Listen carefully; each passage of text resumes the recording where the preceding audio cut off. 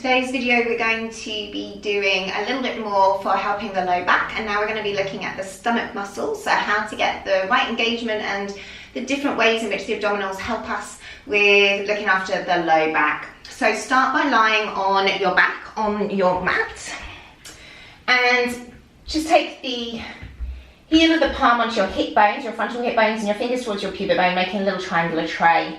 And let your feet rest on the floor around sit bone distance apart. Let the shoulders be nice and relaxed. And just begin by moving that pelvis left to right. And if you can let the knees go as well. Feel into the little muscles underneath your hands, maybe starting to activate as you take these gentle little rocks side to side. And just notice how your back feels. And then come back to center and start to rock the pelvis forwards and back, lowering the low back down and lifting it up and off the floor. Notice its range, but also notice if as you inhale, maybe it gets a little bit more relaxed underneath your hands, and as you exhale and flatten the back to the floor, you feel a little bit more muscle engagement underneath the heel of your hands.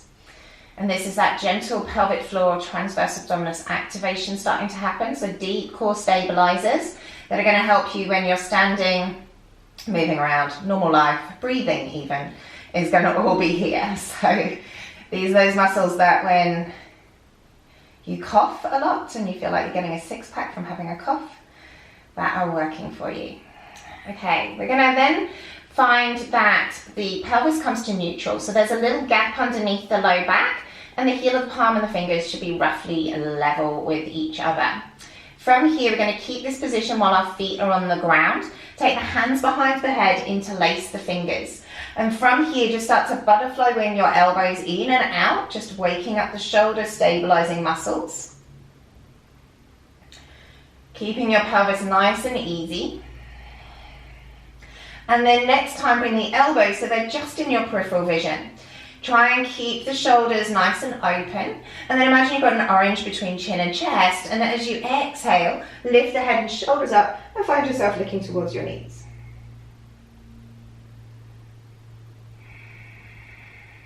Exhale, come back down. So we're going to do it in 4 breaths. Inhale, prepare, exhale. Lift head and shoulders up. Look towards the knees. Inhale, holding still. And exhale, coming back down. Most importantly in this position, you want to be making sure that these hips are nice and relaxed. So the glutes are nice and easy, the front of the hips are nice and relaxed, and all of this work is all happening in here. Keep the hands behind the head to support the head if you need to. If you feel like you could take a little bit more work, you can lift up with the arms reaching up by your ears, and then come back down.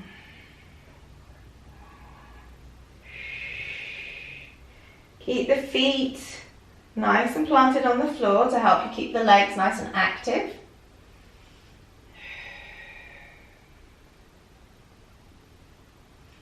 One more.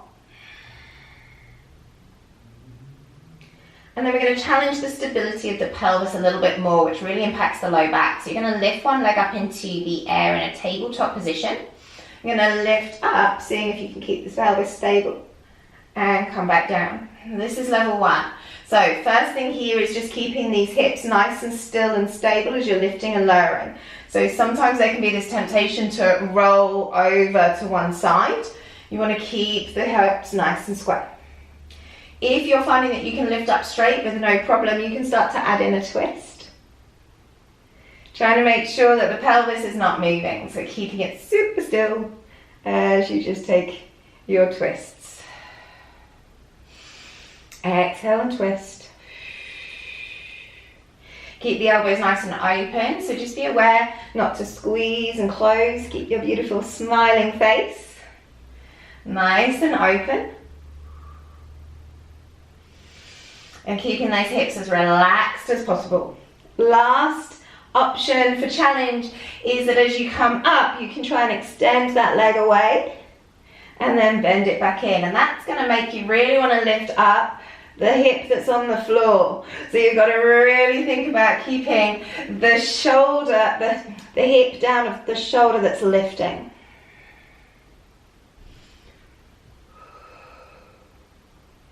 Coming back in, we've got to do it all on the other side. So lifting up the other leg, starting with straight. And this side might feel different and there might be different control. So you can work with what this side can manage, which may be different. So maybe you just need to stay straight up and down. If it feels like you could take it to the twist, add in peeling the shoulder off and coming back down. And so another important thing to think about when you're doing these kind of twists is that we're trying to keep the pelvis completely still and find movement in the upper back. Okay, because the upper back is what gets tight and the low back tends to then overly move. So keep the low back still and try and move your shoulders and twist your back. So peel the shoulder up and over, thinking about the shoulder coming over towards the other hip. Adding in those extensions of the leg for that extra challenge. Noticing if you want to lift as you extend, because isn't that a nice feeling? But no, we don't want to do that. We're going to push the hip down at the shoulder that we're lifting, so we're getting an even deeper twist. Oh yeah. Exhaling as you lift up and inhaling as you come down. We got one more. And then come back down. And this time we're going to come now into the legs in the air. So we're going to take a different spinal position. We're going to flatten the back into the floor, keeping those abs nice and turned on. Think about relaxing these hips and relaxing your buttocks, because your buttocks aren't going to do you much good when we take the legs up into the air. Now with the legs in the air, if your back is really bad, you're not going to have both legs, you're just going to keep one foot on the floor. You're going to try and turn your palms up, squeeze the back of the armpits down onto the floor and then soften your front ribs. And this is going to help engage the back of the body and the side muscles here, which overlap into our abs at the front. So really use those arms to press down to help you get more core activation. And then keeping the core switched on, we're just going to tap one toe towards the floor. And then bring it back up. Inhale, keep drawing everything in towards the navel and lift up. So some of you might find it easier to exhale, back tapping down, or to inhale. So choose what helps you. Keep the back flat. So what you don't want to have is this lifting up, happening as you drop down, and you don't also want to have the knees doing this over the belly. We want to keep the thighs away to challenge our ability to hold the back flat, keeping this core engagement. And all at the same time, easy in the shoulders. If it feels like it's getting nice and gentle, you can bring both legs together and it's tapping both legs down and up.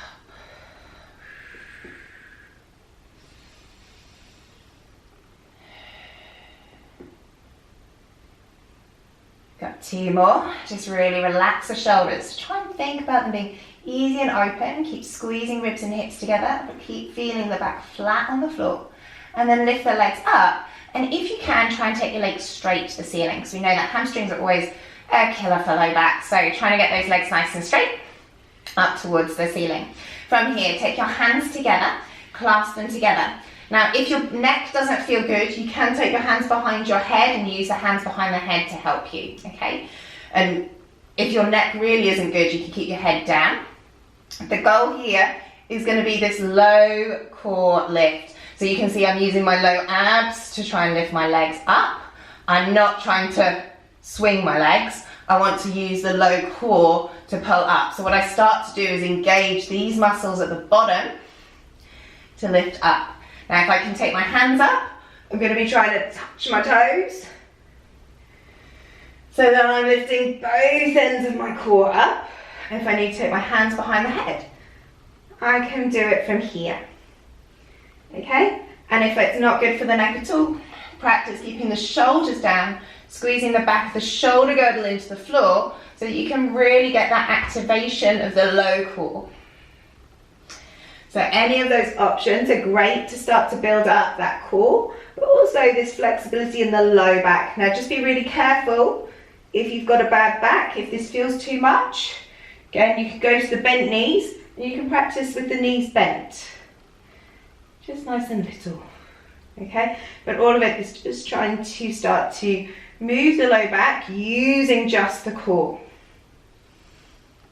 You got 2 more. And then hug the knees in. Take your arms out, and you can just take the knees over to one side for a gentle twist. Look over the other way. Try and keep the shoulders down with equal weight. And then gently draw yourself back through center and going over the other way. And the key with these kind of twists is always trying to engage the core. So as you exhale, draw the knees through. Core draws in. As you come over, use the core. Hold, control, control, control. You want to feel it all in the front and not in the back. And for many years, I was taught never to even let my legs come down. So I always had to stay with the hover. And that can be a really good way, is just to stop part way and practice this core control. Feel the connection. Feel the connection from the shoulder all the way down through those front ribs through to the opposite hip.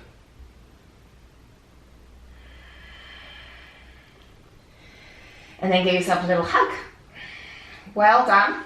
Ease out anything in the hips, but hopefully your hips shouldn't be feeling anything. Should have all been in here. Let me know any questions, how you found it. And next video is going to be looking at the pelvic stability, so that includes some glutes. Take care, have a lovely day.